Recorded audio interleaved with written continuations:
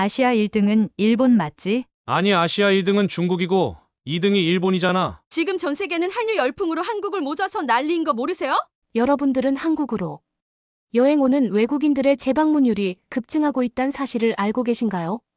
10년 전까지만 하더라도 외국인 여행객 중에는 처음 한국을 방문하는 비율이 월등히 높았습니다. 하지만 요즘은 2번 이상 한국을 방문하는 외국인들의 비율이 60%를 넘고 그중 85%는 재방문을 희망한다고 밝혔는데요. 오늘 소개해드릴 사연은 한국을 여행했던 호주 노부부의 경험담입니다. 그들은 원래 중국과 일본으로의 아시아 여행만을 계획하고 있었다고 합니다. 하지만 한국은 무조건 가봐야 한다는 손녀의 설득으로 인해 우연히 한국행을 결정했다고 하는데요.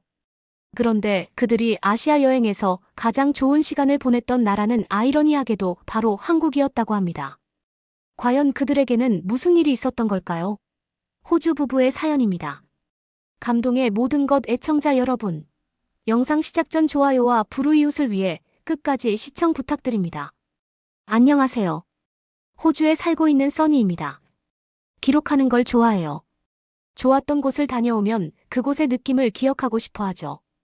그리고 여러 사람과 공유하며 이야기하는 게 좋아요. 꼭 누군가를 만나지 않아도 인터넷상에서 가능하다는 게 여전히 신기하고 매력적으로 느껴집니다. 그래서 최근 남편과 함께 다녀온 아시아 여행에 대해 이야기하고 싶어요.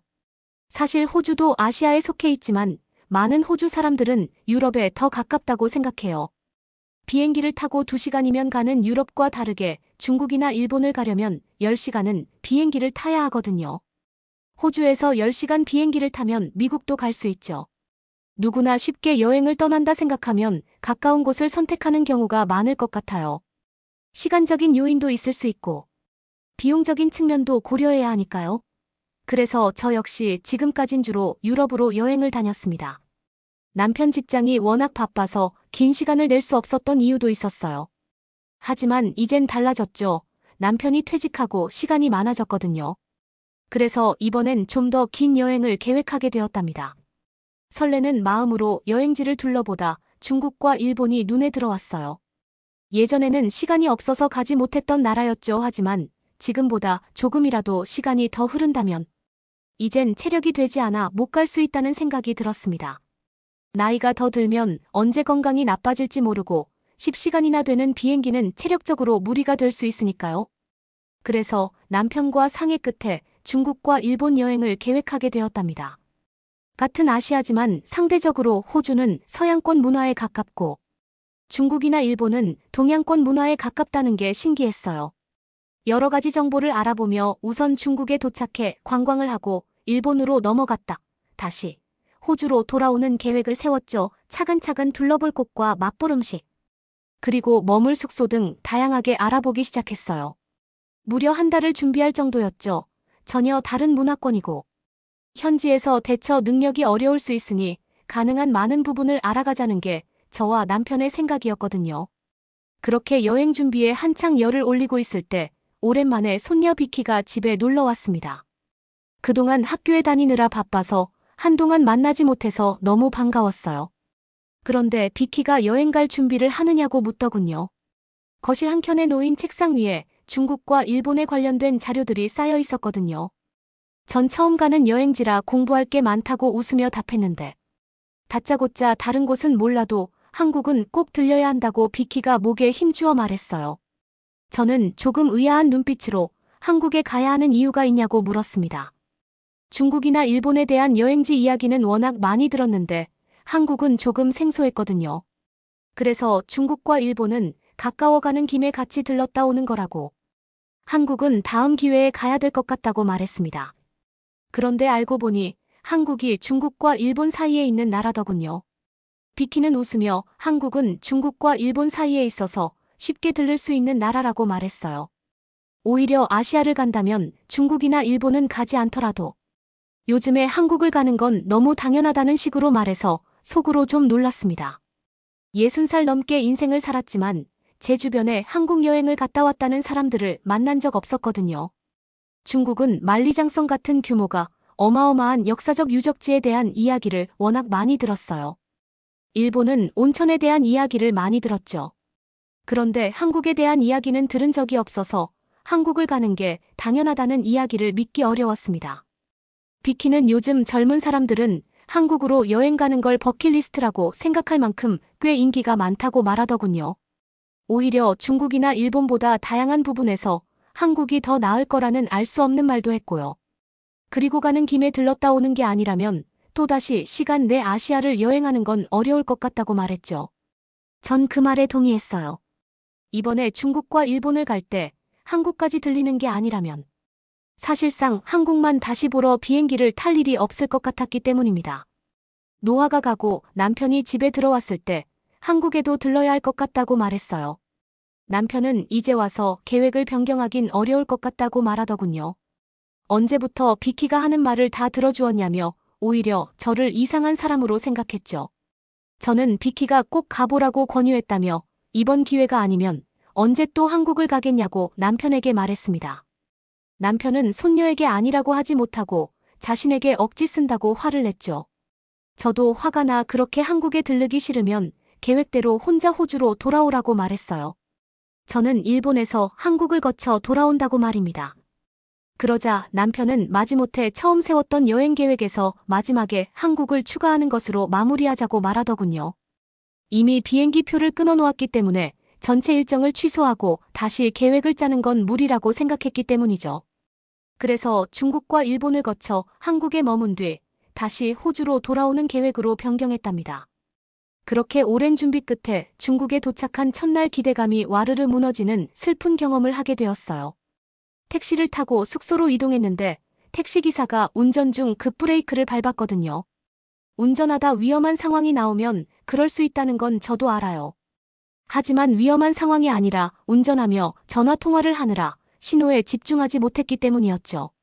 기본 매너도 장착되지 않은 사람이 어떻게 택시기사를 하는지에 대해 잔뜩 실망한 채 숙소에 도착했어요. 그런데 제 실망은 거기서 끝이 아니었죠. 택시기사는 제가 분명 인터넷으로 정보를 찾았을 때 알아봤던 요금보다 터무니없이 많은 요금을 청구하더군요.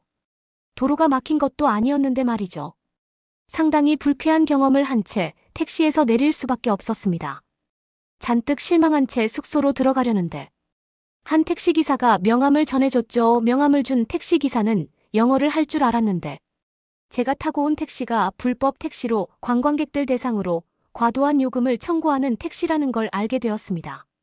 택시기사는 저에게 명함을 주며 자신은 영어도 할 줄 알고 정식 허가받은 택시로 이용할 일 있으면 호출해달라는 말을 남기고 사라졌죠. 2번 다시 속지 않을 거라고 다짐한 채 숙소에 짐을 내려놓고 가까운 쇼핑몰로 이동했어요. 날씨를 알아봤을 땐 더운 날씨라고 해 겉옷을 챙기지 않았거든요. 그런데 중국에 도착해보니 비가 왔는지 꽤 선선한 바람이 불어서 외투가 필요했기 때문이죠. 쇼핑몰에 도착해 옷을 둘러보는데 점원 여러 명이 저와 남편을 둘러싸더군요. 전 무슨 일인지 이해하지 못했는데 걸려있는 여러 옷들을 저와 남편에게 입어보라는 신용을 계속 취했어요. 손으로 괜찮다는 동작을 반복했지만 소용없었죠. 구경하려는 마음도 써니져 쇼핑몰을 나오려는데 점원은 저와 남편 앞을 가로막았어요. 뭐라도 사가라는 듯 옷을 자꾸 들이밀더군요. 안 되겠다는 생각에 강하게 아니라고 말하곤 남편 팔을 끌고 다시 숙소로 돌아오게 되었습니다. 시작이 이러니 중국에서의 기억이 좋을 순 없었죠. 일본으로 넘어간 이후에도 크게 달라지지 않았어요. 물론 중국과 비교한다면 나쁜 여행은 아니었던 것 같아요. 그냥 음식이 너무 짜거나 말이 통하지 않아 힘들었던 것만 빼면 말입니다. 그래서 사실 한국으로 가는 게 썩 반갑지 않았어요. 중국이나 일본 모두 제가 지금까지 겪었던 서구 문화와 달라 너무 불편하고 불쾌했기 때문이죠. 한국 역시 호주에 가까운 문화가 아니라 중국과 일본에 가까운 문화이기에 굳이 가고 싶지 않았습니다. 하지만 이미 숙소도 다 예약했고 손녀 비키가 꼭 가봐야 한다는 말에 정말 억지로 한국공항에 도착했어요. 공항에 도착해 놀랐던 건 상당히 많은 외국인들이 보인다는 점이었습니다. 중국도 가고 일본도 갔었지만 이렇게 다양한 인종이 있는 공항은 못 봤거든요. 특히 미국이나 유럽인들도 쉽게 볼 수 있어서 살짝 기대감이 들었어요. 멀리서 비행기를 타고 올 정도로 볼 게 많은 나라라는 생각이 들었기 때문입니다. 한국에 도착해 서울 숙소로 이동하는데 택시를 탑승했어요. 중국에서 택시로 사기를 당해서 한국 택시를 이용할 땐 그런 일 없도록 사전 조사도 철저히 했는데요. 그런 일을 방지하기 위해 한국 사람들은 정보를 공유한다는 글을 읽었어요. 택시 번호판은 아바사자라는 한글이 꼭 들어간다고 한다는 거죠. 법적으로 불법 택시를 막기 위해서 라는 글을 보고 안심했습니다. 그래서 짧은 한국을 여행했지만 저 네 글자의 한글은 외울 정도예요. 택시를 타고 서울로 이동하는데 창밖으로 보이는 풍경이 아름다웠어요. 서울은 상당히 발전된 도시로 많은 차량들이 복잡하게 도심을 활보했죠. 제가 예약한 호텔은 서울 남산 근처에 있었어요. 호텔 뷔페는 별도로 식사를 하러 오는 사람들이 있을 만큼 유명한 곳이었죠. 고급 호텔답게 서비스도 훌륭하고 음식 맛도 뛰어났어요. 그리고 호텔에서 내려다보는 서울 야경은 너무나 아름다웠죠. 도착한 날. 한국에 온 걸 환영한다며 서비스로 와인이 방으로 배달되어 왔어요. 이벤트 기간 마지막이라는 말에 기분이 좋아졌답니다. 남편과 전 남산과 서울 야경이 보이는 창가에 앉았어요. 그리고 창밖을 바라보며 분위기 있게 와인잔을 기울였죠. 그리고 둘이 마주보며 웃었어요. 중국과 일본에서 말도 안 되는 경험을 한 우리 부부에게 수고했다는 말을 해주고 싶었던 겁니다. 그때의 그 감정은 한국을 들르지 않고 바로 호주로 돌아갔다면 절대 느끼지 못했을 감정이에요. 아마 바로 집으로 돌아왔으면 여행에 안 좋은 기억만 남아있었겠죠. 남편과 저는 한국에 도착한 첫날 호텔에서 와인잔을 기울이며 제대로 된 여행을 하고 돌아가자고 다짐했어요. 그렇게 한국에서의 첫날이 기분 좋게 마무리되었답니다.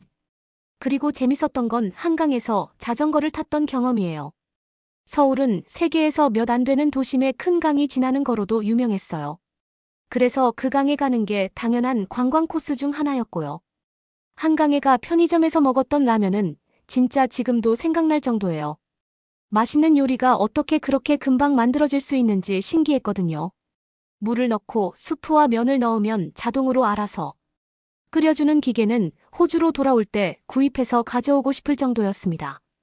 그렇게 한강에 매료되어 있는데 자전거를 탄 사람들이 한강을 따라 이동하는 게 보였어요. 선선한 강바람을 맞으며 자전거를 타는 게 내심 부러워진. 저는 남편에게 한국 사람들의 일상이 좋아 보인다고 말했죠. 그 말을 들은 한국 사람이 저에게 자전거가 대여가 가능하다고 알려줬어요. 저는 자전거를 빌려준다는 소리에 놀라 그 사실을 알려준 한국인에게 혹시 지금 가능하냐고 물었죠. 그러자 그 한국인은 웃으며 자신이 빌려주는 건 아니고 자전거 대여소도 있고 자전거를 빌려 탈 수 있는 어플도 있다고 말해주더군요. 그렇게 자전거를 빌려 남편과 한강을 따라 타기 시작했어요. 넓은 강을 따라 끝없이 달리는 느낌은 60살을 넘게 살았지만 처음 느끼는 자유 같았습니다. 한없이 길은 이어질 것 같았고 양쪽으로 복잡하고 높은 빌딩들이 보이지만 한강이 가로막고 있어서 탁 트인 멋스러운 장관을 이루고 있었거든요. 신기했어요. 보통 도시면 도시, 시골이면 시골의 느낌들로 나뉘는데 한국은 다양한 느낌을 담고 있더라고요. 남편과 함께 탔던 자전거는 2인용이었습니다. 그런데 처음 남편 뒤에 앉아 자전거를 함께 몰면서 함께 울고 웃었던 지난 40년간의 결혼 생활이 머릿속을 스쳐가는 느낌을 받았습니다. 항상 함께해준 남편이 든든하고 고맙다는 생각이 들었죠. 그렇게 시간을 보내고 자전거를 다시 돌려주기 위해 대여소에 들렀을 때 남편이 저를 꼭 안아주더군요. 전 놀라서 남편을 바라봤는데 남편은 아무 말도 하지 않은 채 웃고만 있었습니다. 나중에 그러더라고요. 자전거를 둘이 처음 함께 타면서 함께 걸어온 인생을 뒤돌아보게 되었다고 말입니다. 자전거를 탈 때 서로 아무 말하지 않았는데 같은 생각을 하고 있었다는 게 정말 신기했어요. 저나 남편 모두 자기 주장이 강해 서로에게 상처가 되는 말도 많이 하고 살았었는데 그 모든 게 서로가 미워서 그랬던 게 아니라는 걸 새삼 깨닫게 되었던 거죠. 한국 여행하면 많은 사람들이 다양한 음식 칭찬을 많이 하는데요. 저는 신기하게 죽이 제 입맛에 맞았어요. 대부분 불고기나 통닭 같은 음식들을 추천해 주더라고요. 물론 맛이 없었다는 건 아닙니다. 다만 너무 간이 강하거나 질기고 딱딱해 씹는 게 좀 어려웠어요. 제 치아가 튼튼한 편이 아니거든요. 그런데 아침 식사로 추천해준 죽집에 갔다가 완전히 반해버렸지 뭐예요. 처음엔 양 많은 수프라고 생각했거든요. 그런데 전혀 다르더라고요. 씹히는 맛이 아예 없는 것도 아니었고 단순히 한두 가지 재료만 들어간 것도 아니었죠. 메뉴도 폭이 넓어서 죽을 맛본 이후 매일 아침 서로 다른 죽을 먹었는데 모두 다 먹지 못하고 돌아왔어요. 그만큼 죽 종류가 참 많더라고요. 오늘은 아시아 여행에 대한 전체적인 느낌을 기록하고 싶었는데요. 적다 보니 한국에서 기억하고 싶은 것들을 따로 적어두어야겠어요. 기억은 시간이 지날수록 흐릿하게 변하니까요. 한국에서 느꼈던 그 감정, 그 맛들을 시간이 지나도 마치 어제 일처럼 생생하게 기억하고 싶어요. 그리고 제 건강이 나빠지지 않을 때, 다시 한국에 여행가 그때 그 추억을 돌이키면 남편과 더 많은 이야기를 공유하고 싶습니다. 노아 말이 맞았어요. 아시아의 다른 나라는 여행 가지 않더라도 한국은 꼭 가야 한다는 그 말. 이제는 그 말이 무슨 뜻인지 너무 잘 알게 되었답니다. 그래서 사실 오늘 소식을 전하는 이유기도 해요. 요즘은 하늘길이 열리며 세계 다양한 나라로의 관광이 다시 활개를 치고 있잖아요. 새롭고 즐거운 추억이나 신나는 에너지를 얻고 싶다면 꼭 한국에 들러보라는 말을 전하고 싶네요. 여러분은 이번 사연을 통해 어떤 것을 느끼셨나요? 한국을 여행했던 호주 노부부의 사연이었습니다. 아무래도 K-팝의 인기가 높다 보니 어린 세대에서는 한국에 대한 관심도가 높을 수밖에 없는데요. 그렇다 보니 손녀는 아시아 여행을 가려는 조부모를 위해 한국행을 강력히 추천해 준 것 같습니다. 이게 바로 대중문화의 힘이 아닐까 생각하는데요. 그리고 아무리 대중문화의 인기가 높다고 하더라도 막상 와본 한국의 모습이 실망스럽다면 오히려 더 큰 후회만 남겼을 것입니다.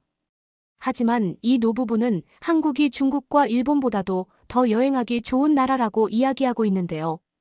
우리나라에 대한 칭찬을 들으니 정말 뿌듯해집니다. 지금 호주는 힘든 시기를 보내고 있는데요. 호주의 평화가 찾아와서 다시 이 부부가 한국을 방문하는 날이 왔으면 좋겠네요. 구독과 좋아요 부탁드리며 사연자분께 전해드릴 댓글도 남겨주시면 전달해드리겠습니다. 그러면 더욱 감동적인 다음 사연으로 넘어가겠습니다. 한국 화장실은 원래 이런가요? 한국 위생 실태가 이렇게 엉망이었던가요? 한 캐나다 기자가 한국의 화장실 실체를 밝히겠다면서 공중화장실을 방문했다고 하는데요.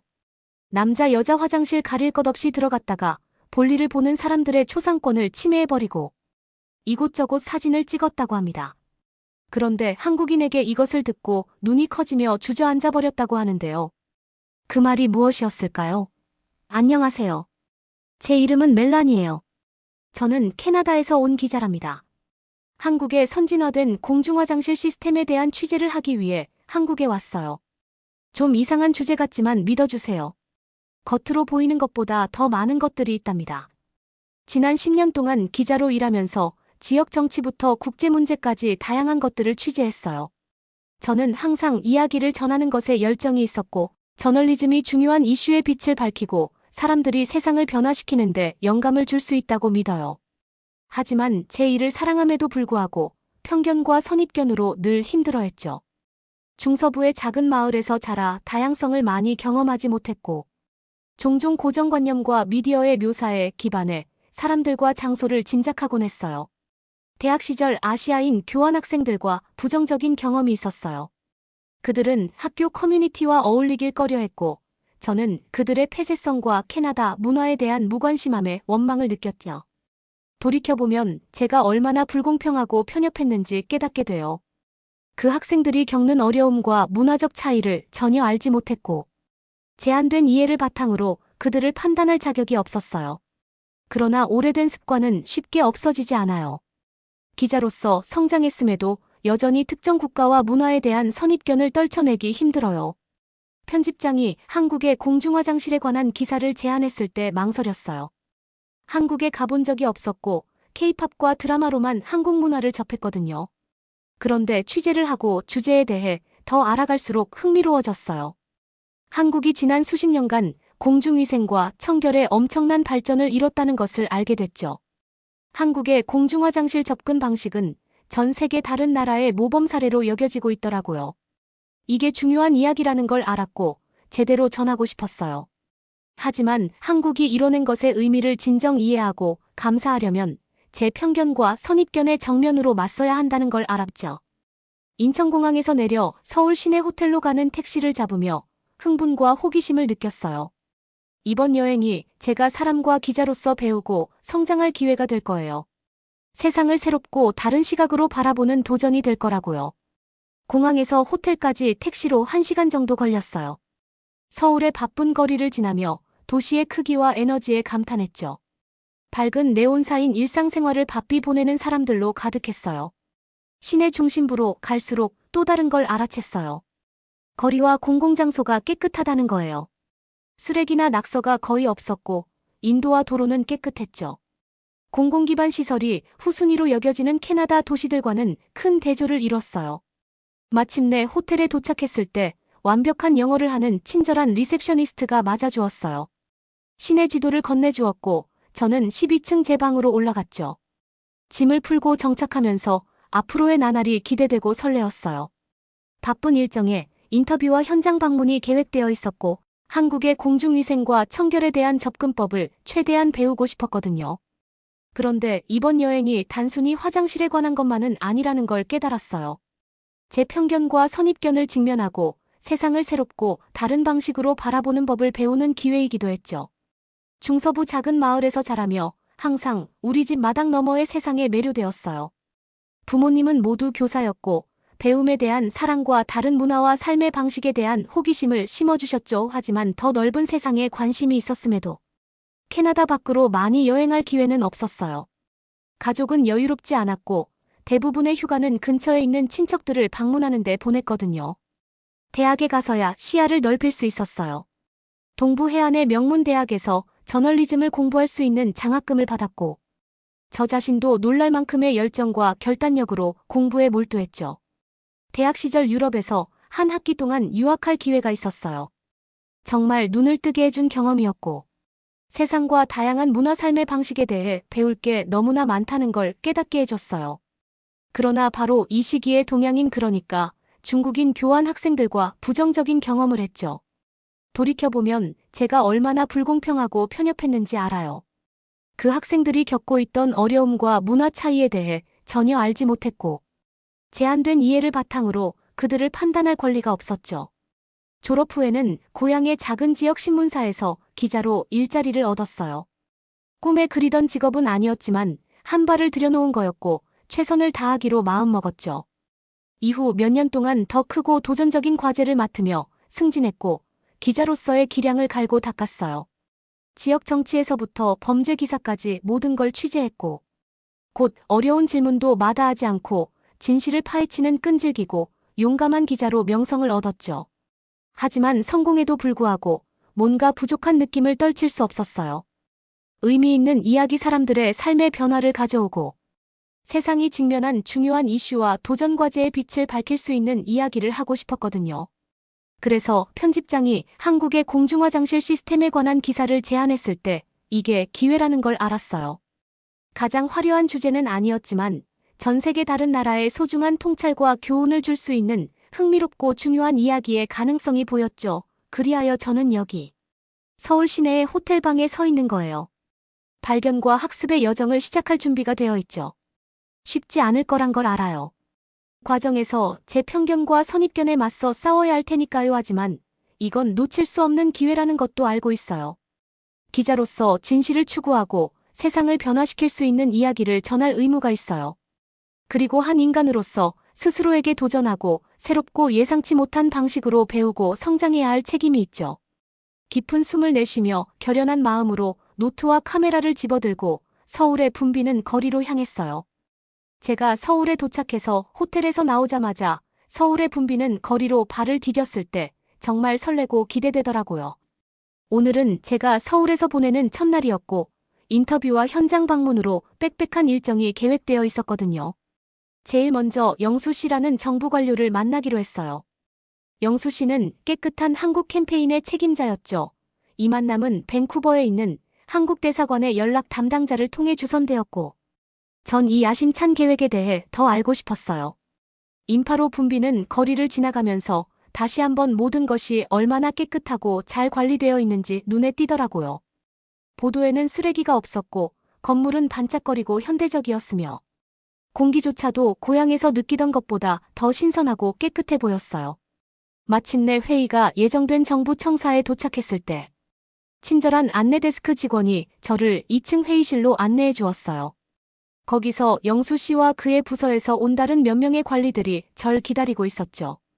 인사와 명함을 교환한 후 우리는 자리에 앉아 바로 회의를 시작했어요. 영수 씨는 깨끗한 한국 캠페인 과학 그 목표에 대해 간략히 설명하는 것으로 시작했죠. 영수 씨는 깨끗한 한국 캠페인이 2000년대 초에 시작된 정부 주도의 계획이라고 설명했어요. 이 캠페인의 목표는 전국의 공중위생과 청결을 개선하는 것이었는데 특히 공중화장실에 중점을 두었다고 해요. 그는 이 캠페인이 한국의 급속한 경제, 성장과 도시와 공중보건과 위생의 중요성에 대한 인식 증가 등 여러 요인에 의해 영감을 받았다고 말했어요. 영수 씨는 과거에 한국의 공중화장실은 종종 더럽고 관리가 잘 되지 않았으며 기본적인 시설도 부족했다고 말했어요. 하지만 우리나라가 발전하고 현대화되면서 깨끗하고 안전한 공중화장실에 대한 접근성이 기본적인 인권이자 공중보건과 삶의 질에 필수적이라는 것을 깨닫게 되었죠. 정부는 이 문제를 해결하기 위해 전국에 공중화장실을 건설하고 개조하는 대규모 공공사업을 시작했대요. 이 프로젝트는 정부 자금과 민간 부문 투자를 통해 자금을 조달했으며 수천 개의 새로운 공중화장실 건설과 기존 시설의 리모델링 및 개선을 포함했다고 해요. 하지만 깨끗한 한국 캠페인은 단순히 새로운 화장실을 짓는 것만이 아니었어요. 영수 씨는 이 캠페인이 위생과 청결에 대한 대중의 태도와 행동을 바꾸는 것에 관한 것이기도 했다고 설명했죠. 영수 씨의 말을 들으면서 깨끗한 한국 캠페인의 규모와 야망에 감탄하지 않을 수 없었어요. 한국 정부가 공중위생과 청결을 최우선 과제로 삼고 이 문제를 해결하기 위해 상당한 자원과 노력을 기꺼이 투자하고 있다는 것이 분명했거든요. 하지만 캠페인이 겪었을 도전과 장애물에 대해서도 궁금했어요. 화장실과 위생과 같은 근본적인 문제에 대한 대중의 태도와 행동을 바꾸는 것이 쉽지는 않았을 거예요. 영수 씨에게 이에 대해 물었을 때 그는 처음에는 약간의 저항과 회의론이 있었다는 것을 인정했어요. 어떤 사람들은 이 캠페인을 돈 낭비로 보거나 일상생활에 불필요한 간섭으로 여겼죠. 하지만 시간이 지나면서 사람들이 캠페인의 혜택과 공중보건과 복지 측면의 개선을 보기 시작하자 태도가 서서히 바뀌기 시작했대요. 그는 또한 캠페인의 성공의 교육과 대중인식이 중요한 역할을 했다고 지적했어요. 우리는 적절한 위생과 청결의 중요성에 대해 사람들을 교육하고 공공장소를 깨끗하고 안전하게 유지할 책임을 지도록 격려하기 위해 열심히 노력했죠. 단순히 새로운 화장실을 짓는 것이 아니라 청결과 공공장소에 대한 존중의 문화를 만드는 것이에요. 회의가 끝날 무렵 영수 씨에게 시간을 내주고 통찰력을 나눠줘서 감사하다고 말하고 추가 질문이나 정보 요청이 있으면 꼭 연락드리겠다고 약속했어요. 정부 청사를 나서면서 깨끗한 한국 캠페인과 그것이 한국 사회에 미친 영향에 대해 더 많이 배우고 싶다는 열정으로 가득 차 있었죠. 앞으로 며칠 동안 전 서울 곳곳의 공중화장실을 방문할 계획이에요. 작은 동네 시설부터 번화한 상업지구에 더 크고 현대적인 화장실까지 다양하게요.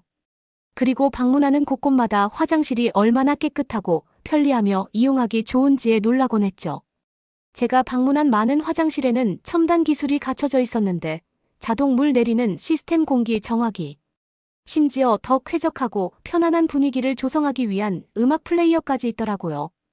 더 큰 화장실 단지에는 남녀 구분 공간은 물론 장애인과 어린아이가 있는 가족을 위한 시설까지 갖춰져 있었죠. 하지만 가장 인상 깊었던 건 이 시설들의 관리와 유지 보수 수준이었어요. 제가 가는 곳마다 다음 사용자를 위해 항상 최상의 상태를 유지할 수 있도록 직원들이 부지런히 청소하고 비품을 보충하는 모습을 볼 수 있었거든요.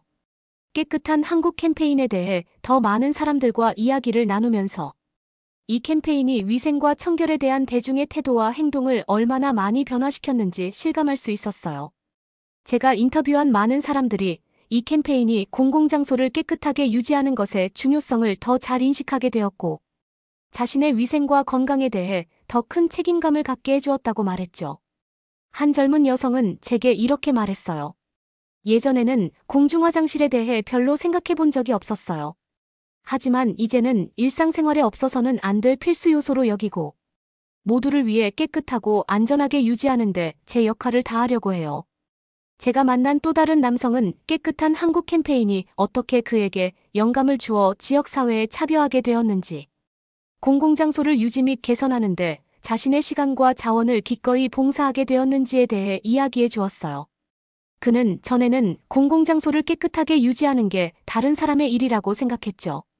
하지만 이제는 그것이 우리 모두의 책임이고 더 깨끗하고 건강하며 살기 좋은 도시를 만드는데 우리 모두가 해야 할 역할이 있다는 걸 깨달았어요. 첫 인터뷰와 현장 방문을 마무리하면서 한국 정부와 국민이 깨끗한 한국 캠페인을 통해 이룬 성과에 대해 존경과 감탄을 금할 수가 없었어요. 불과 몇 년 만에 그들은 위생과 청결에 대한 대중의 태도와 행동을 변화시켰고 다른 나라들이 따라야 할 모범을 만들어냈거든요. 하지만 제 일이 아직 끝나지 않았다는 것도 알고 있었어요. 여전히 물어볼 질문도 많고 밝혀내야 할 이야기도 많았죠. 서울에서의 남은 시간을 내다보며 앞으로 펼쳐질 일들에 대한 설렘과 기대감을 감출 수가 없었어요. 새로운 목적 의식과 결단력을 가지고 전 노트를 챙겨 다시 도시로 향했어요. 계속해서 발견과 배움의 여정을 이어갈 준비가 되어 있었죠. 깨끗한 한국 캠페인과 그것이 한국 사회에 미친 영향에 대해 아직도 배우고 이해해야 할 것이 많다는 걸 알고 있었고, 이 이야기가 앞으로 저를 어디로 데려갈지 궁금하더라고요. 한국에 와서 공중화장실에 대해 조사하면서 전 세계 다른 지역의 상황과는 정말 큰 차이가 있다는 걸 절실히 깨달았습니다. 캐나다에서 자랐던 저는 깨끗하고 안전한 공중화장실을 당연한 것으로 여겼었죠. 그다지 신경 쓰지 않았고 신경 쓴다고 해봤자 너무 더럽다거나 관광지나 경기장 같은 붐비는 곳에서 긴 줄을 서야 한다는 것에 대해 불평하는 정도였어요. 하지만 이 주제에 대해 깊이 파고들면서 제가 얼마나 특권을 누렸는지 깨닫게 되었습니다. 세계 많은 지역에서 제대로 된 위생시설을 이용한다는 건 수백만 명의 사람들에게는 그저 꿈 같은 일이에요. 가장 극명한 예가 바로 인도인데요. 인도에서는 화장실과 적절한 위생시설의 부족이 심각한 공중보건 위기로 떠오르고 있습니다. 세계보건기구에 따르면 인도 인구의 거의 절반 6억 명 이상이 노상 배변을 하고 있다고 해요. 그들은 화장실에 가는 대신 들판이나 길가에서 용변을 보는 수밖에 없는 거죠. 그 결과는 참담합니다. 제대로 된 위생시설 없이는 콜레라, 장티푸스 설사 등의 질병이 빠르게 퍼질 수 있고 특히 어린이나 노인들에게 치명적이에요. 실제로 인도에서는 매년 5세 미만 어린이 10만 명 이상이 열악한 위생으로 인한 설사병으로 사망하는 것으로 추정됩니다. 하지만 이건 단순히 공중보건의 문제만은 아니에요. 화장실 접근성 부족은 사람들의 삶의 질, 특히 여성과 소녀들에게 엄청난 영향을 미칩니다. 인도의 많은 지역에서 여성들은 밤까지 기다렸다가 용변을 보는데 이는 성폭행 등의 폭력에 노출될 위험이 높아지는 거죠. 저는 이 문제에 대해 더 알아봐야겠다고 생각했고, 인도의 위생 문제 개선을 위해 노력하는 많은 전문가와 활동가들에게 연락을 취했습니다.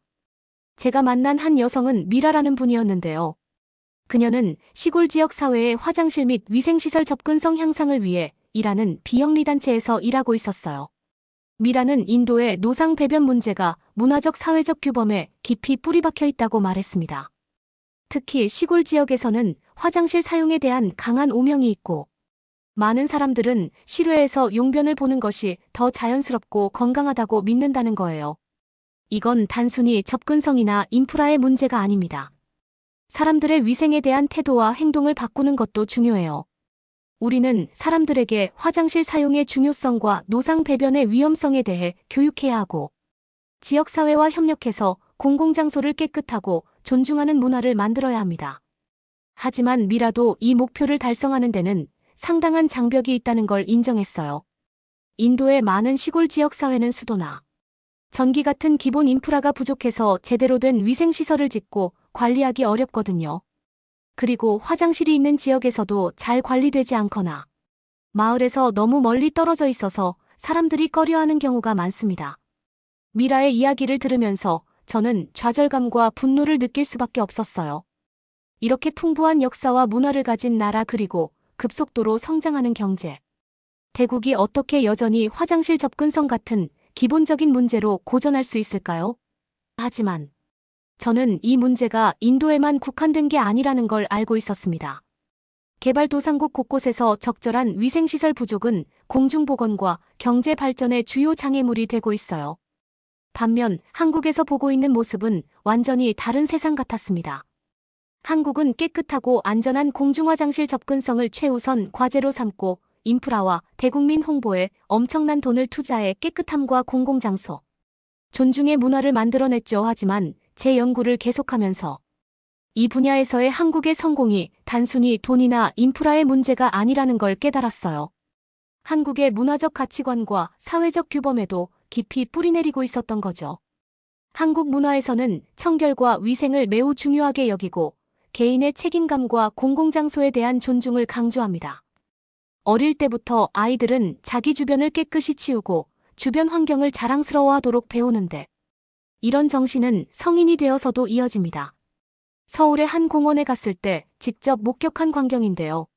노인 여성분들이 부지런히 쓰레기를 주우시고 길을 쓸고 계셨어요. 한 분께 왜 그러시냐고 여쭤봤더니 의아해하시면서 당연한 거 아니에요. 우리 모두가 공공장소를 깨끗하고 안전하게 유지할 책임이 있죠라고 말씀하셨습니다.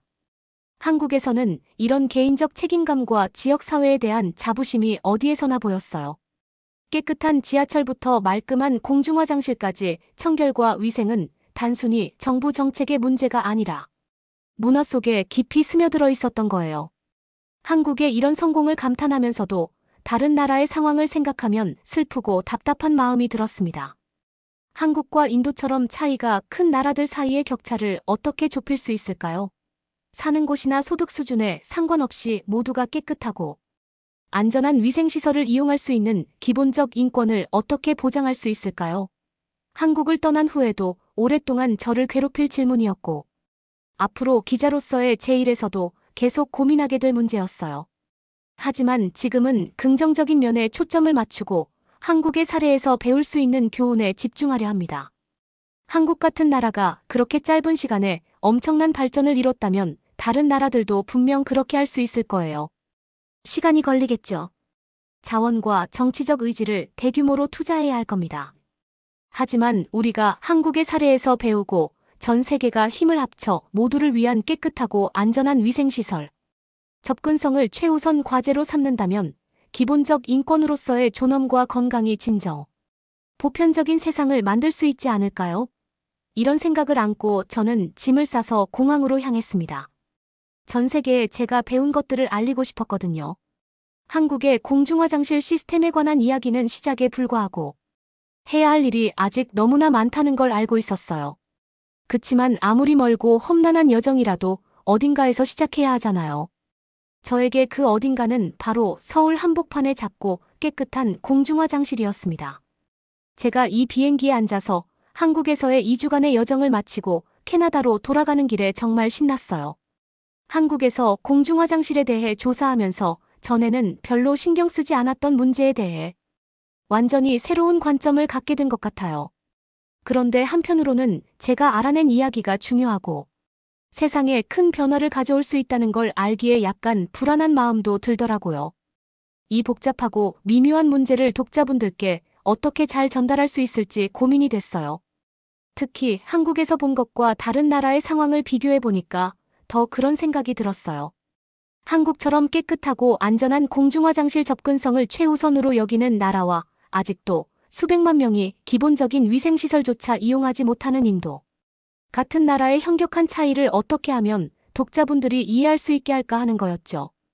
그 해답의 일부는 제가 한국에서 관찰한 문화적 사회적 규범에 있다는 걸 알게 됐어요. 한국에서는 청결 개인의 책임감 공공장소에 대한 존중 같은 게 단순히 정부 정책이나 인프라의 문제가 아니라 국민 정신에 깊이 뿌리박힌 부분이거든요. 물론 다른 요인들도 있겠지만 한국의 급속한 경제 발전과 도시화로 공공, 인프라와 서비스에 투자하는 게 중요한 우선순위로 여겨지게 된 맥락이 형성됐어요. 그리고 상대적으로 작고 동질적인 인구 덕분에 공중보건이나 위생 같은 문제에 대한 전국적인 정책과 캠페인을 시행하기가 더 수월했던 것 같아요. 반면에 인도 같은 나라는 훨씬 더 복잡한 도전 과제에 직면해 있죠. 12억이 넘는 인구가 광활하고 다양한 지형에 흩어져 살고 있어서 기본적인 위생시설에 대한 접근성을 제공하는 것 자체가 엄청난 과제예요. 게다가 카스트 성별 같은 문제에 대해 깊이 뿌리박힌 문화적, 사회적 규범이 있기에 위생과 관련된 태도와 행동을 바꾸는 건 더더욱 어려운 도전이 되고 있죠. 그러다 보니 깨달은 게 있어요. 한국의 공중화장실 성공 스토리는 단순히 화장실이나 인프라에 대한 얘기가 아니라는 거예요. 이건 우리 사회의 행동과 우선순위를 형성하는 데 있어 문화와 사회적 규범이 얼마나 큰 힘을 발휘하는지에 대한 이야기라는 걸 알게 됐어요. 한국에서는 청결과 공공장소 존중을 강조하는 문화 덕분에 모든 이에게 건강하고 살기 좋은 환경을 만드는 데 있어 공중화장실에 투자하는 게 필요하고 중요한 부분으로 여겨지게 됐죠. 그리고 이는 다시 선순환을 만들어냈어요. 깨끗하고 잘 관리된 공중화장실이 더 많은 사람들로 하여금 그걸 이용하도록 했고, 이는 다시 청결과 위생에 대한 문화적 규범을 강화하는 데 도움이 된 거죠. 하지만 아직도 기본적인 위생시설 접근조차 사치인 다른 지역에서는 악순환이 반복되곤 해요. 깨끗하고 안전한 화장실이 없으니 사람들은 어쩔 수 없이 야외 배변이나 비위생적인 행위에 의존할 수밖에 없고, 이는 다시 질병과 빈곤의 악순환을 영속화하는 데 한몫하고 있죠. 이런 생각을 하다 보니 한국의 공중화장실 시스템 이야기는 단순히 한 나라나 한 가지 이슈에 대한 얘기가 아니라는 걸 깨달았어요. 이건 우리 사회의 우선순위와 행동을 형성하는 데 있어 문화와 사회적 규범이 얼마나 큰 힘을 발휘하는지에 대한 이야기고, 또 소득이나 사회적 지위와 상관없이 모든 이에게 혜택을 주는 공공재와 서비스에 투자하는 게 얼마나 중요한지에 대한 이야기예요. 저는 이게 한국이나 인도뿐 아니라 전 세계 모든 나라에서 꼭 전해져야 할 메시지라는 걸 알게 됐어요. 그리고 저널리스트로서 저에게는 이 메시지를 널리 전파하고 제 플랫폼을 활용해 종종 간과되거나 무시되곤 하는 이슈와 도전 과제에 대해 조명할 책임이 있다는 것도 깨달았죠. 하지만 앞으로 해야 할 일이 많다는 것도 잘 알고 있어요. 독자분들에게 흥미롭고 접근성 있게 그러면서도 이 문제의 복잡성과 뉘앙스를 잘 살려서 이야기를 전달할 방법을 찾아야 해요. 제가 씨름해온 추상적인 아이디어와 개념을 사람들의 삶과 경험의 구체적 현실과 연결짓는 방법도 모색해야 하고요. 비행기 좌석에 기대 앉아 창밖으로 흘러가는 구름을 바라보며 새로운 목적 의식과 결의를 느꼈어요. 한국에서 발견한 이 이야기는 시작에 불과하고 앞으로 해야 할 일이 많다는 걸 잘 알지만, 아무리 길고 힘든 여정이라도 어딘가에서 출발해야 한다는 것도 잘 알고 있죠. 그리고 저에게 그 출발점은 태평양 높은 하늘 위 비좁은 비행기 좌석. 아이디어로 가득 찬 공책 그리고 희망으로 가득한 마음이었어요. 앞으로 몇 주 몇 달 동안 전 세계의 공중위생 문제에 대해 취재하고 보도하는 일에 몰두했어요. 전문가 활동가들과 인터뷰하고 자료와 연구 결과를 샅샅이 살펴보며 독자들에게 이 문제의 중요성과 시급성을 이해시킬 수 있는 서사를 만들어내려고 노력했죠. 쉽지만은 않았고 문제의 규모와 복잡성에 압도당할 때도 있었어요. 하지만 낙담할 때마다 한국에서 만난 사람들 그리고 그들이 짧은 시간에 이뤄낸 엄청난 발전을 떠올렸죠. 공원에서 쓰레기를 줍는 노인 여성들. 그들이 지역사회에 대해 느끼는 자부심과 책임감, 어릴 때부터 깨끗하고 안전한 공중화장실을 이용하며 자란 젊은 학생들. 공중화장실이 모두에게 기본적 권리이자 필수라고 여기는 그들의 생각. 그리고 이런 비전을 실현하기 위해 불철주와 노력해온 정부 관계자들과 정책 위반자들. 공중보건과 위생에 투자하는 걸 나라의 미래를 위한 핵심 과제로 보는 그들의 신념까지 바로 이런 이야기들. 이런 사람들이 힘든 순간에도 저를 움직이게 한 원동력이었어요. 취재와 집필을 계속하면서 뜻밖의 곳에서조차 희망과 발전의 씨앗을 발견하기 시작했죠.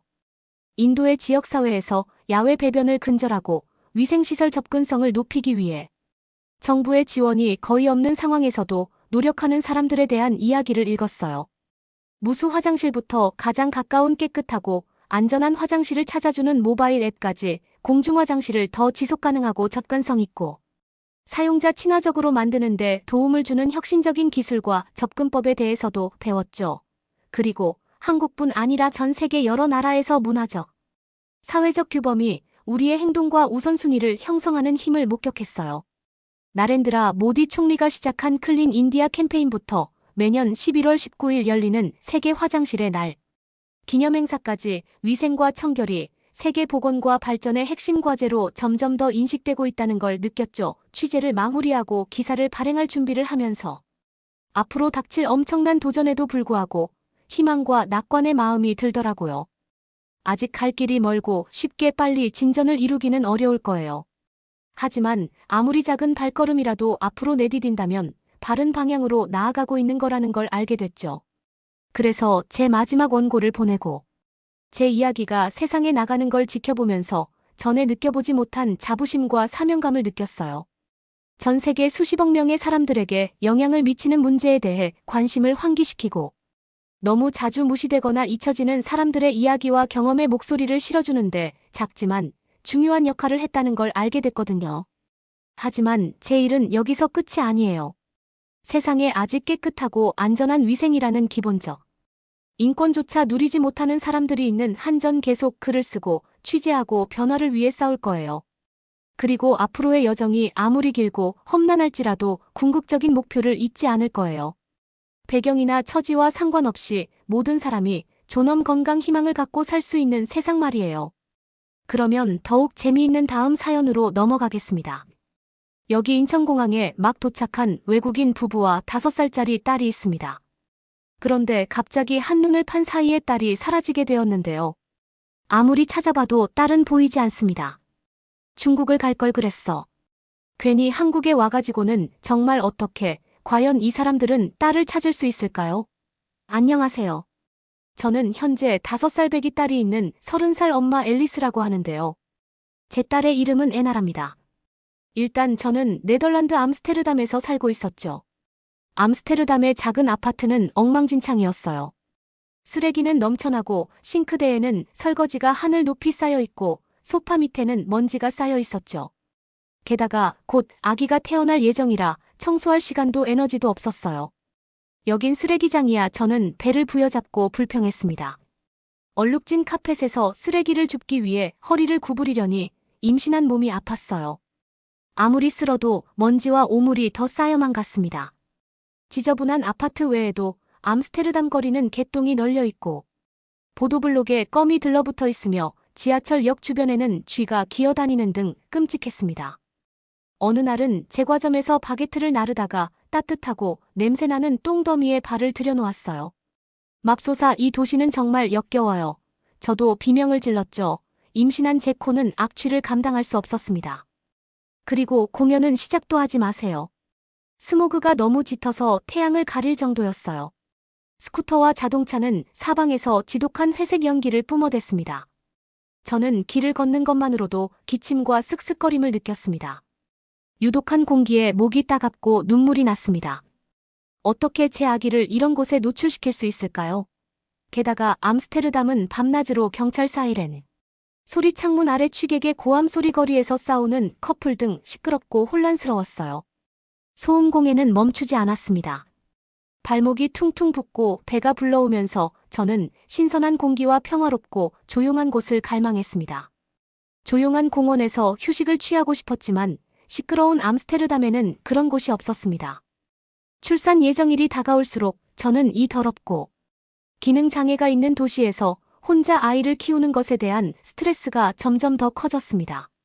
저는 의사를 찾아가 암스테르담은 아기를 낳을 곳이 아니에요라고 절망했습니다. 의사는 제 배를 부드럽게 쓰다듬으며 진정하세요. 앨리스, 다 괜찮을 겁니다. 하지만 저는 어떻게 그럴 수 있는지 상상할 수 없었습니다. 내 아파트 아래층에서 음식점을 운영하던 친구 왕도는 앨리스, 암스테르담은 잊어버려, 나처럼 중국으로 이주하는 게 가족에게 훨씬 좋아요라고 말했어요. 처음엔 미쳤다고 생각하며 고개를 절레절레 흔들었죠. 출산 직전에 지구 반대편으로 이사한다고요. 제가 아는 모든 것이 여기 암스테르담에 있어요.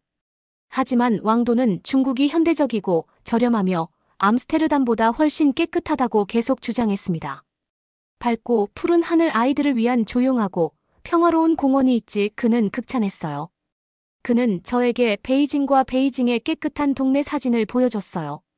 암스테르담처럼 냄새나는 쓰레기나 경적을 울리는 자동차도 없었어요.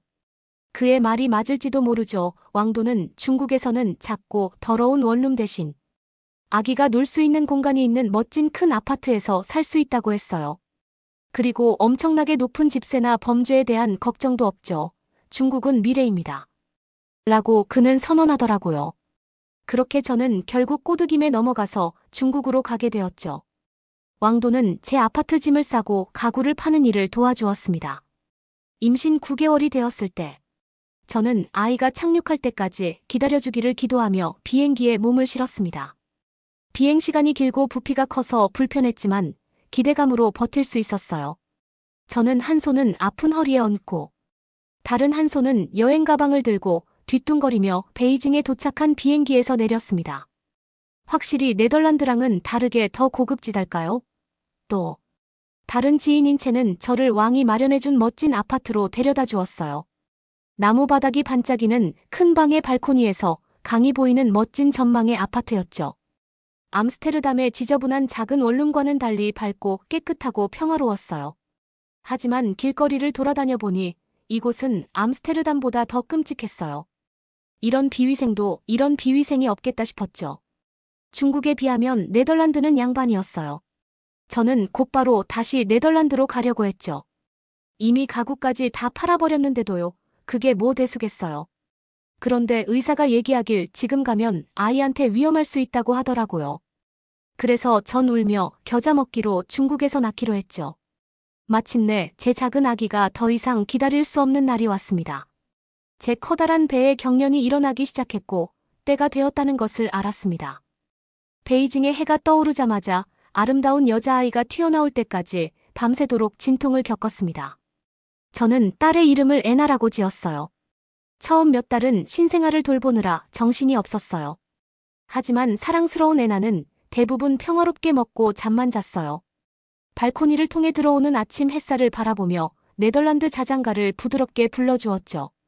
이 고요한 동네에서 저는 암스테르담의 모든 소음과 성가신 일 없이 아기에게 집중할 수 있었습니다.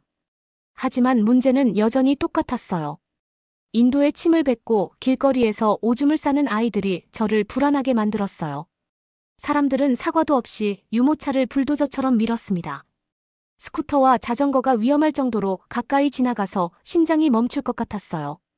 쿠의 청명한 하늘 이야기에도 불구하고 스모그는 종종 숨을 막히게 했습니다. 베이징의 이 미친 듯이 혼란스러운 면은 저를 깊이 걱정하게 했습니다. 밤이 되면 발코니에서 반짝이는 고층 빌딩의 바다를 바라보며 과연 이곳이 사랑스러운 애나를 키우기에 적합한 곳일까? 하는 생각이 들었습니다. 애나는 왕돈의 손자들과 놀아주면서 중국어로 옹알이를 했어요. 저는 애나의 네덜란드어를 보존하려고 노력했지만 이 환경에서는 힘든 싸움이었어요. 암스테르담보다는 깨끗하고 차분한 도시지만 베이징이 아이를 키우기에는 여전히 부족함이 느껴졌습니다. 파란 하늘을 약속했지만 스모그는 여전히 폐를 옥죄었습니다.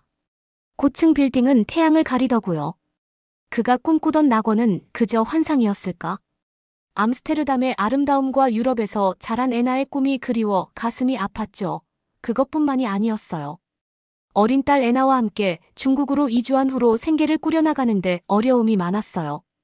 베이징의 생활비는 암스테르담에 비해 저렴하지만 특히 우리 같은 외국인에게는 임금이 더 낮습니다. 네덜란드어 학위는 무용지물이었고 제가 구할 수 있는 일자리는 기초 영어를 가르치거나 웨이트리스 유모로 일하는 것뿐이었죠. 최저임금 이상의 임금을 주는 곳은 없었습니다.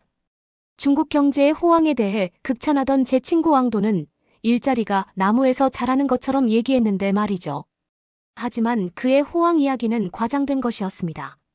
쥐꼬리만 한 월급의 대부분을 집세가 먹어치웠습니다.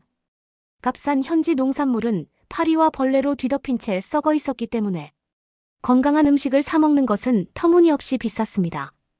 우리는 주로 흰쌀밥과 달걀로 끼니를 때웠어요. 애나는 점점 야위어 갔고 저는 애나의 지루한 식단에 대해 끊임없이 죄책감을 느꼈습니다. 어느 날 저녁 퇴근 후 애나가 엄마 우리 프레이즈와 크레페 먹으면 안 돼요? 라고 물었습니다. 재료를 구하기 힘든 네덜란드식 딸기. 크레페를 맛있게 먹고 싶다는 딸의 달콤한 요청에 마음이 찢어질 듯 아팠습니다. 애나 좋은 딸기는 너무 비싸나는 한숨을 쉬며 그녀의 뺨을 쓰다듬었죠. 애나는 삐죽거리면서도 이해해주더라고요. 그녀는 4살 무렵 우리의 빠듯한 예산에 익숙해져 있던 것이죠. 저는 여분의 현금을 벌기 위해 직접 판매를 통해 오일과 메이크업을 판매하려고 했습니다. 제 중국어 실력은 평범했지만 동네 아주머니들을 팀원으로 영입할 수 있었어요. 대부분의 다른 재고 비용을 지불하고도 거의 적자를 면치 못했어요. 하지만 사회적 교류는 집에서 애나와 함께 고립되어 있던 저에게 좋은 변화였습니다. 제가 꿈꿔왔던 중국에서의 경제적 기회는 실현되지 않았습니다. 하지만 저는 애나에게 안정적인 삶을 제공하기로 결심했습니다. 인내심을 갖고 열심히 일하면 된다고 스스로에게 말했죠. 애나는 8살 때부터 지역 초등학교에 다니기 시작했습니다. 그녀는 수업과 새로운 친구들에 대한 이야기로 들떠서 집으로 돌아왔습니다. 한자를 배우고 간단한 책을 읽으며 눈을 반짝이는 모습을 보는 것이 즐거웠습니다. 하지만 애나는 네덜란드어와 다른 중국어 문법의 복잡함을 이해하는데 어려움을 겪었습니다. 성조와 한자가 너무 어려워요. 제가 발음 과외를 해주려고 하자 그녀는 삐죽거렸습니다. 중국어는 엄청나게 어렵게 설계된 언어였어요. 저는 제 자신에게 상기시켜야 했습니다. 애나는 아직 너무 어렸으니까요. 또한 애나는 입에 음식을 가득 물고 말하고 줄을 서서 팔꿈치를 앞세우고 놀이터에서 시끄럽게 소리 지르는 등 저를 불안하게 하는 습관들을 학교에서 배워가는 것을 보았습니다. 그렇게 나쁜 매너를 보인 적은 처음이었어요. 저는 그때마다 네덜란드어로 애나 소이 세이지라고 단호하게 바로잡아 주었습니다. 하지만 제 코칭보다 같은 반 친구들의 모범적인 행동을 더 잘 받아들였어요. 어느 날 저녁 우리는 함께 식료품 쇼핑을 하러 갔습니다. 애나는 계산대에서 젤리 사탕을 달라고 조르지만 저는 빠듯한 예산 때문에 거절했습니다. 갑자기 애나는 나 지금 사 먹을래라고 소리치며 줄을 선 할머니를 밀치고 지나가려고 했습니다. 기분이 상한 저는 애나를 뒤로 잡아당기며 날카롭게 꾸짖었습니다.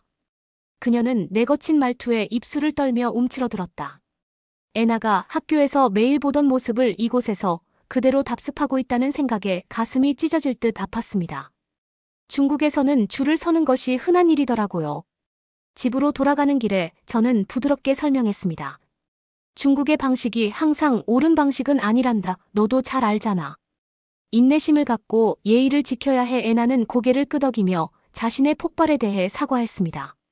하지만 저는 그녀의 동료들과 선생님들이 단 한 학기 만에 이미 엄청난 영향력을 행사하고 있다는 사실을 깨달았습니다. 중국이 저희 딸을 이렇게까지 망쳐놓기를 원하지 않았죠. 5년 동안 중국에서 딸 애나를 키우느라 고생한 끝에 변화가 필요한 시점이었습니다. 오염된 음식공해 거친 교통 등 안전에 대한 우려는 저를 지치게 했습니다.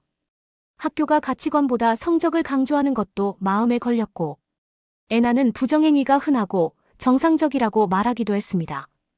저는 제 딸에게 긍정적인 환경을 만들어주고 싶었습니다. 온라인에서 여러 나라를 검색하던 중 한국은 제게 매력적으로 다가왔습니다. 현대도시 낮은 범죄율 훌륭한 교육으로 유명한 선진 민주주의 국가였죠. 애나는 그곳에서 잘 자랄 수 있을 것 같았죠. 중국을 추천한 친구 왕도는 제 생각을 비웃으며 한국은 후진적이고 폐쇄적이야 그냥 여기 있어 하지만 저는 결심했습니다. 모든 짐을 팔아 작은 여행 가방 2개에 짐을 싸서 서울로 날아갔습니다. 인천공항에 도착하니 중국에 비해 모든 것이 깨끗하고 효율적으로 보였습니다. 친절한 직원들이 세관과 출입국 심사대를 순조롭게 안내해 주었습니다. 긴장이 조금 풀렸습니다. 저는 분주한 터미널에서 애나의 손을 꼭 붙잡은 채 눈을 부릅뜨고 지켜보았습니다. 5살이 되던 해 애나는 국가와 언어를 쉽게 바꾸는 세계 여행자였습니다. 하지만 완전히 낯선 곳에 있는 것은 여전히 부담스러웠습니다. 우리에겐 서로가 있었죠. 수화물 수치대에서 기다리던 애나는 조바심에 몸부림쳤습니다. 우리 집은 언제 나와요? 그녀가 10번째 묻더라고요. 저는 안심하며 미소를 지었지만 더 멋진 여행 가방들 사이에서 낡은 파란색 여행 가방을 애타게 찾았습니다. 마침내 가방을 발견하고 2 가방을 벨트에서 들어 올렸습니다. 찾았어. 애나 제가 말했다. 하지만 돌아보니 애나는 더 이상 제 곁에 없었습니다. 심장이 멈췄습니다. 정신없이 지나가는 사람들 사이로 고개를 돌렸습니다. 밝은 분홍색 재킷이나 쌓은 머리는 보이지 않았습니다. 애나 나는 맥박이 빨라지면서 외쳤죠. 아니 근데 시야엔 애나는 보이지 않더라고요. 저는 서툰 영어로 공항 직원들에게 잃어버린 딸을 찾아달라고 애원했습니다. 직원들은 걱정 가득한 얼굴로 무전기에 대고 빠른 한국어로 말했어요. 처음에는 한국어로, 그 다음에는 네덜란드어로 분홍색 코트를 입은 어린 소녀가 엄마와 헤어졌다는 안내. 방송이 머리 위로 울려 퍼졌습니다. 저는 안도의 눈물을 흘렸습니다. 보안 요원이 현장에 출동한 것이었죠. 잠시 후 문이 열리더니 애나가 제품으로 뛰어들어왔습니다. 엄마 우리는 둘 다 떨면서 서로에게 매달렸어요. 애나는 제가 가방을 챙기는 동안 귀여운 만화 주스가 있는 음료수 카트 쪽으로 걸어갔다고 설명했습니다. 저는 애나의 손을 놓아준 제 자신을 꾸짖으면서도 애나의 머리를 쓰다듬어주며 그녀를 위로했습니다. 공항 직원은 우리의 행복한 재회에 눈시울을 붉히며 미소를 지었고 애나에게 딸기 우유 한 병을 건넸다. 제가 제일 좋아하는 거예요. 그녀가 외쳤습니다. 저는 눈물을 흘리며 웃었습니다. 당연히 달콤한 간식에 끌린 것이었죠. 저희는 친절한 직원들에게 영어와 네덜란드어를 섞어가며 감사의 인사를 전했죠. 애나의 한국에 대한 첫인상이 트라우마로 남을까봐 걱정했는데 공항 직원들의 친절하고 세심한 대응을 보고 좋은 보금자리를 찾았다는 확신이 들었습니다. 우리가 가장 취약하다고 느꼈을 때 그들의 연민은 세상을 의미했습니다. 터미널 밖을 둘러보니 질서정연하게 줄을 선 택시와 정중하게 짐을 차에 싣는 운전기사들이 보였습니다. 중국의 난폭한 교통체증과는 정반대의 모습이었죠. 긴장이 풀렸습니다. 서울로 향하는 20분간의 여정은 공항에서의 실현 이후 이상하게도 평온했습니다. 번쩍이는 고층 빌딩과 고즈넉한 사찰이 점점이 박힌 산을 지나며 달렸습니다. 넓은 대로에는 벚꽃나무가 줄지어 있었습니다. 모든 것이 깨끗하고 평화로워 보였습니다. 제 친구 왕돈이 묘사한 편견이 가득하고 불친절한 곳이라는 것이 믿기지 않았습니다. 새 고용주가 제공한 가구가 완비된 원룸 아파트는 현대적이고 밝았어요. 애나는 새 침대에 놓인 분홍색 공주님 침대볼을 보고 기뻐서 비명을 질렀는데 사려 깊은 한국인 동료들이 선물한 것이었습니다. 저는 새하얀 침구류와 창턱을 따뜻하게 데우는 수선화 화분의 향기를 맡으며 깊은 심호흡을 했습니다. 벌써 집처럼 느껴졌습니다. 중국에서 몇 년을 간신히 버텨오다 한국으로 이주한 후 안도감을 느꼈습니다. 베이징 수입의 거의 2배에 달하는 넉넉한 임금을 받는 사무보조 일자리를 얻었으니까요. 한국의 생활비가 워낙 저렴했기 때문에 기본적인 비서직만으로도 애나와 저는 편안한 생활을 할 수 있었습니다. 첫 월급날 저는 선명한 수표를 열심히 현금화했습니다. 애나는 제가 두툼한 원화뭉치를 부채질하는 모습을 두 눈을 크게 뜨고 지켜보았습니다. 우리 부자 됐어요. 엄마 그녀가 외쳤습니다. 나는 웃으며 그녀의 볼에 뽀뽀했어요. 부자는 아니지만 이제 편해졌어. 마마 우리는 손을 잡고 시장으로 걸어갔다. 나는 애나가 통통한 딸기와 윤기. 나는 사과로 바구니를 가득 채우게 했다. 중국에서는 멍든 썩은 과일에 익숙했던 그녀는 매끈한 껍질을 신기해하며 쓰다듬었습니다. 몸에 좋은 신선한 먹거리를 제공한다는 생각에 마음이 부풀어 올랐습니다. 달콤한 팥 황금이 들어간 생선 모양의 미니 과자 같은 한국 간식도 샀습니다. 저는 애나에게 학교 급식용 간식이야. 이거도 친구랑 나눠 먹으렴 라고 말했습니다. 애나는 행복하게 한입 베어 물었습니다. 이건 붕어빵이야. 저 얼마 전에 제 새 친구 지우가 나눠 먹었어요. 벌써 친구가 생겼다는 말에 미소가 지어졌습니다. 계산대에서 나는 마지막 동전까지 세느라 스트레스 받지 않고 여유롭게 계산했습니다. 집으로 돌아가는 길에 애나는 한 손으로는 장을 보고 다른 한 손으로는 제 손을 꼭 잡은 채 콧노래를 흥얼거렸습니다. 다 큰 제 딸은 여전히 제 품에 완벽하게 안겨 있었습니다.